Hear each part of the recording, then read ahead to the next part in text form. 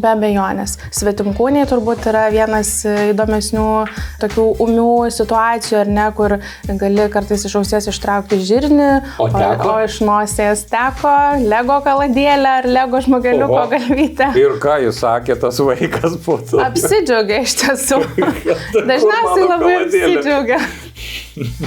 Ir žirnė, ir ką tik žirniai, verbos, kačiukai, kruopos, verbos, kavos pupelės, žodžiu, nėra ribų fantazijai. Iš esmės viskas, kas tik telpa, viskas keliauja viskas į nosį, ausis atsikurti. ir gerklę. Būna ir pavojingų čia tokių įvykių. Be abejonės. Baterijos turbūt ar ne reikėtų išskirti iš pavojingų daiktų, visokiausi daiktai nevalgomi, aštrus ir panašiai. Be abejonės vaikai yra ta amžiaus grupė, kuriam įdomu, jie tyrinėja tiek savo kūną, tiek aplinką ir kartais taip ir atsitinka.